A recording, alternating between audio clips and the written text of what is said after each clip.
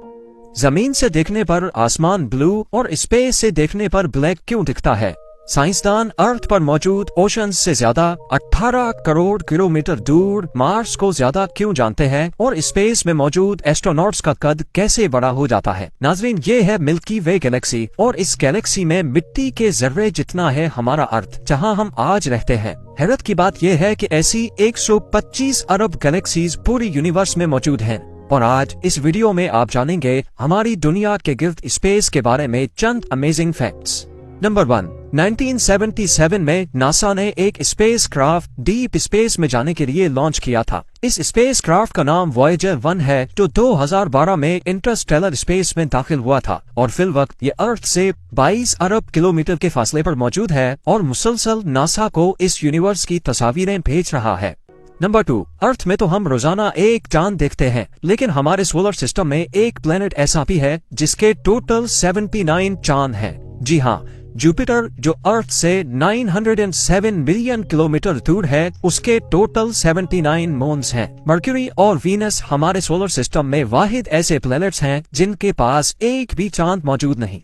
Number 3, science के मुताबिक अर्थ पर इंसान आज से 50 लाख साल पहले आया था, लेकिन हमारा सोलर सिस्टम इंसान के आने से भी 450 करोड़ साल पुराना है। नंबर 4, माउंट एवरेस्ट हमारी दुनिया का सबसे ऊंचा पहाड़ है, जो दुनिया की सबसे ऊंची बिल्डिंग बुर्ज खलीफा से 10 गुना ज्यादा बड़ा है। लेकिन हैरान कर देने वाली बात यह है कि माउंट एवरेस्ट से भी 3 गुना ज्यादा बड़ा एक पहाड़ मार्स पर मौजूद है, जो ओलंपस मॉन्स के नाम से जाना जाता है। नंबर 5, लाइट की speed 180 crore kilometre per hour है।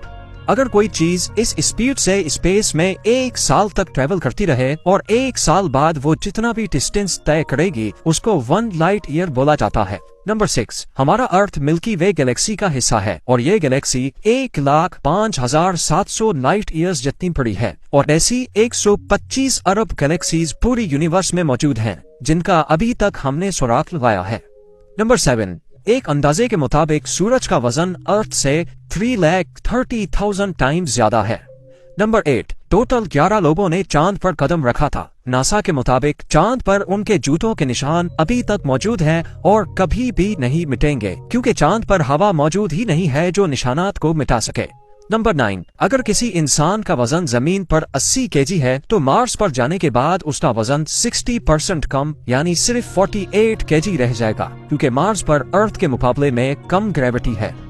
नंबर 10, अर्थ पर एक दिन पूरे 24 आवर्स का होता है, लेकिन मार्स पर एक दिन 24 आवर्स 39 मिनट्स और 35 सेकंड्स का होता है। इसी तरह अर्थ पर एक साल 365 डेज का होता है, लेकिन मार्स पर एक साल 687 डेज का होता है। क्योंकि अर्थ के मुकाबले में मार्स सूरज से ज्यादा दूर है, तो उसको सूरज के गिर्द गोल चक्कर लगाने में ज्यादा टाइम लगता है।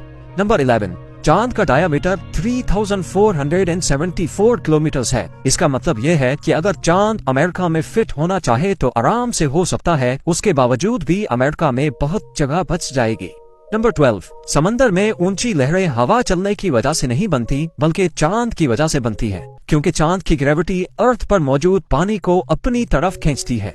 नंबर 13, प्लूटो साइज में इतना छोटा है कि वो इंडिया में भी फिट आ सकता है। नंबर 14, सर के बाल तो शायद काउंट करना मुमकिन हो, लेकिन आसमान पर कितने सितारे हैं ये काउंट करना पॉसिबल नहीं है। साइंसदानों के एक रफ एस्टिमेट के मुताबिक पूरी दुनिया में रेत यानी सैंड के जितने भी जर्रात मौजूद हैं, उससे भी ज्यादा स्टार्स स्पेस में मौजूद हैं। Number 15, international space station space में मौजूद इंसान की बनाई हुई सबसे बड़ी और महंगी चीज है। नंबर 16, स्पेस में किसी भी लिक्विड को फ्री छोड़ा जाएगा तो वो अपने आप स्फीयर बन जाएगा। नंबर 17, अर्थ पर 3 हिस्से पानी और 1 हिस्सा जमीन का है। अर्थ पर जितना पानी है उसका सिर्फ 5% हम इंसान एक्सप्लोर कर चुके हैं, लेकिन अर्थ से 18 करोड़ किलोमीटर दूर मार्स पर पानी की तलाश में इंसान अभी तक 15 ऑब्जेक्ट्स भेज चुका है। नंबर 18, दुनिया में चाहे कितना बड़ा टेलीस्कोप भी क्यों ना हो, 5% से ज्यादा यूनिवर्स नहीं देख सकता। नंबर 19, सूरज की रोशनी को जमीन तक पहुंचने में 10 मिनट लगते हैं, यानी सनसेट के दौरान जब सूरज इस पॉइंट पर होता है वो असल में सेट कर चुका होता है, पर हमें 10 मिनट बाद पता लगता है। नंबर 20, इंटरनेशनल स्पेस स्टेशन 24 घंटों में हमारी दुनिया के गिर्द 16 चक्कर लगा लेता है, यानी हर 92 मिनट्स में वो पूरा एक चक्कर कंप्लीट कर लेता है। नंबर 21, 2016 में साइंसदानों को स्पेस से एक रेडियो सिग्नल रिसीव हुआ जो तकरीबन 5 बिलियन लाइट ईयर्स दूर से आया था, जिसका मतलब यह हुआ कि जिस वक्त ये सिग्नल इतनी दूर से ट्रांसमिट हुआ था उस वक्त हमारी दुनिया भी मौजूद नहीं थी। नंबर 22, अर्थ पर हमने आसमान से पानी की बारिश और बर्फ गिरते तो देखी है, लेकिन वीनस पर बारिश सल्फ्यूरिक एसिड की होती है और बर्फ की जगह आसमान से लोहा गिरता है। नंबर 23, स्पेस बिल्कुल खामोश होती है, इतनी खामोश कि स्पेस में एक साथ मौजूद एस्ट्रोनॉट्स को एक दूसरे की आवाज भी नहीं सुनाई दे सकती, क्योंकि आवाज हमारे कानों तक हवा के जरिए आती है जो स्पेस में मौजूद नहीं। नंबर 24, स्पेस में जाते ही एस्ट्रोनॉट्स की हाइट 5 सेंटीमीटर तक बढ़ जाती है, क्योंकि स्पेस में ग्रेविटी ना होने की वजह से इंसान के अंदर मौजूद बोन जॉइंट्स एक्सपेंड हो जाते हैं।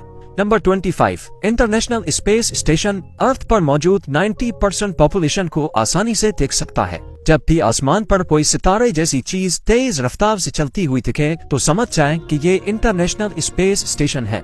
नंबर 26, स्पेस में एस्ट्रोनॉट्स को टकार नहीं आ सकती, क्योंकि ग्रेविटी ना होने की वजह से पेट में मौजूद गैसेस खाने से अलग नहीं हो सकती। इसी तरह ग्रेविटी ना होने की वजह से स्पेस में पेन भी काम नहीं करता। नंबर 27, हर साल चांद हमारी दुनिया से 4 सेंटीमीटर दूर होता जा रहा है। नंबर 28, बेशक अर्थ और मार्स एक ही सूरज शेयर करते हैं, लेकिन अर्थ पर सनसेट ऑरेंज होता है और मार्स पर ब्लू।